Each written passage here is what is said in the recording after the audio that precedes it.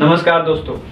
आपको तो पता होगा क्योंकि आप न्यूज से चिपके हुए हैं कि रसिया और यूक्रेन के बीच युद्ध छिड़ गई है।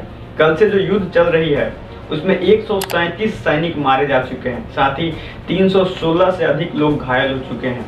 ये सिर्फ मौत के मंजर नहीं है, बल्कि ये ऐसी भयावह समय चलने वाली है, यह आ चुकी है जिसमें अब सब लोग पिसने वाले हैं। तीसरे विश्व युद्ध बहुत लोग रट लगाए हुए हैं कि कब होने वाली है।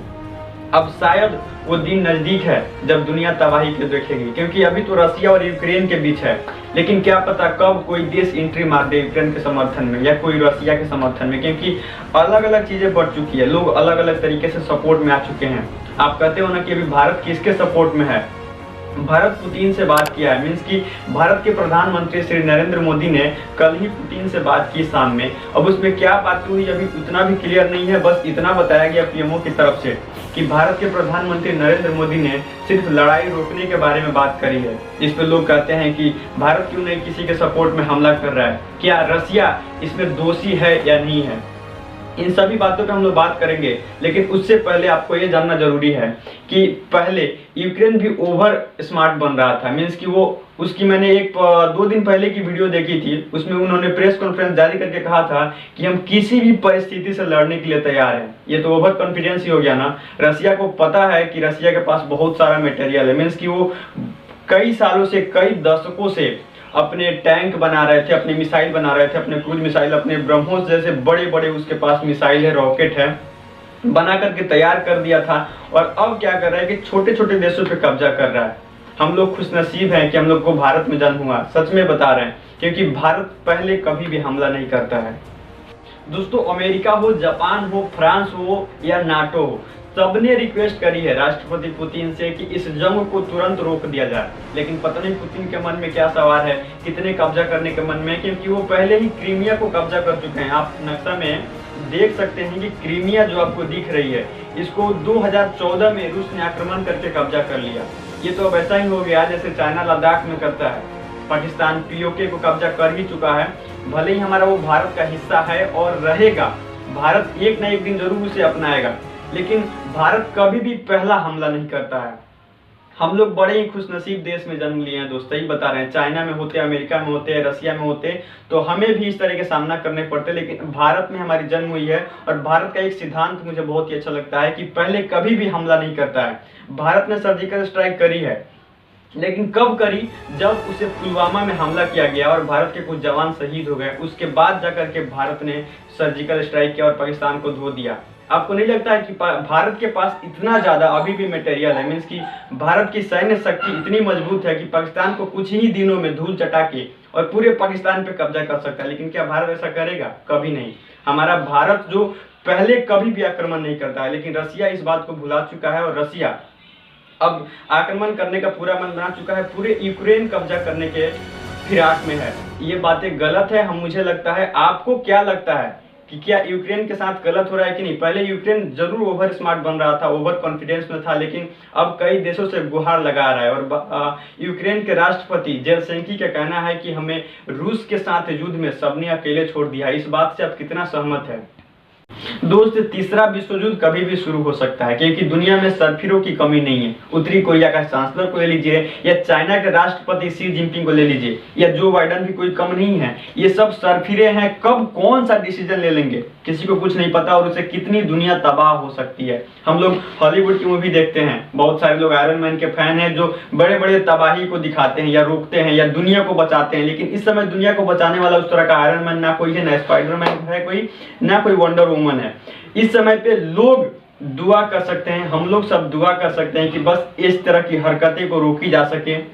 रसिया जो कर रहा है वो शायद गलत कर रहा है, इसमें आप बता सकते हैं सही से कि आप क्या समझ पाते हैं कि क्या गलत हो रही है, क्या सही हो रही है। लेकिन अगर दुआ करने से रुक जाती है तो बस हम भी दुआ करेंगे कि ये जल्दी से जल्दी रुक जाए, क्योंकि 137 जवान जो शहीद हुए हैं सिर्फ एक दिन में, और 316 से ज्यादा लोग घायल हो चुके हैं। ये सिर्फ लोग शहीद नहीं हुए हैं, बल्कि उनका बेटा आज अनाथ हो चुका है, उनके घर परिवार के लिए एक चिराग बुझ चुका है, और उनकी पत्नी विधवा हो चुकी है। और इस तरह आज 137 घर उजड़ चुका है। ये बातें समझने की आवश्यकता है। दोस्त, यूक्रेन के संकट में आने के 3 कारण हैं। पहला कारण यह है कि खुद की ताकत न हो तो दूसरे के बहकावे में न आए। दूसरा कारण यह है कि अपनी सुरक्षा की जरूरतों से वाकिफ रहें। और तीसरा कारण यह है कि दूर का दोस्त कभी भी काम नहीं आता है।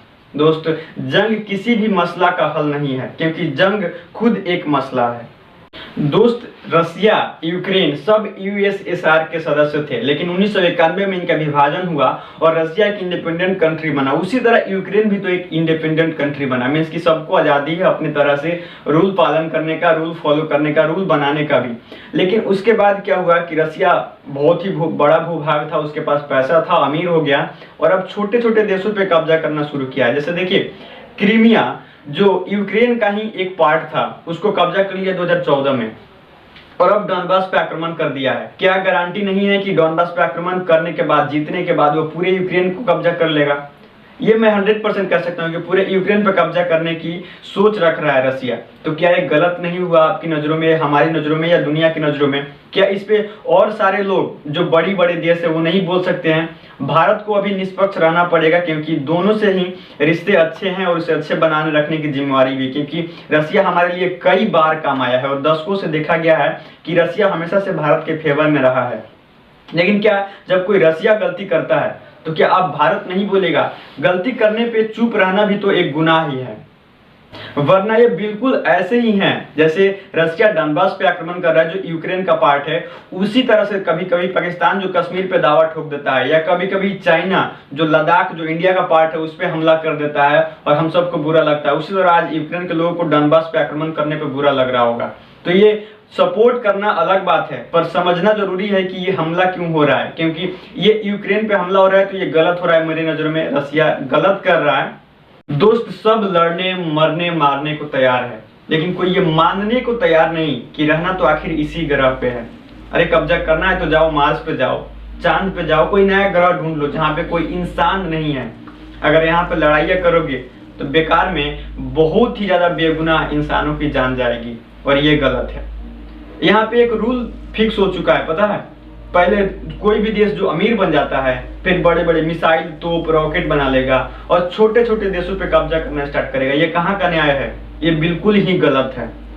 हम सब उम्मीद करेंगे और बस प्रेयर कर सकते हैं कि ये जल्दी से लड़ाई रुक जाए, और जो न्यूज मीडिया पिछले कई दिनों से या महीनों से बोल सकते हैं कि तीसरे विश्व युद्ध की रट लगाई थी, वो सच ना हो जाए। क्योंकि तीसरा विश्व युद्ध हुआ तो हम सब के साथ साथ इस पूरी दुनिया की आबादी में बहुत ही ज्यादा नुकसान होगा और बहुत ही लोगों की जान माल की क्षति होगी। बस दुआ कर सकते हैं। मिलते हैं आपसे अगले वीडियोज में, तब तक हमारे चैनल को जरूर सब्सक्राइब करिएगा। अगली अपडेट के लिए न्यूज मीडिया की तरह तो नहीं, लेकिन एक जरूर विश्लेषण देंगे, एक प्रकार की अच्छी रिसर्च आपको प्रोवाइड करेंगे। बहुत बहुत धन्यवाद अंत तक देखने के लिए।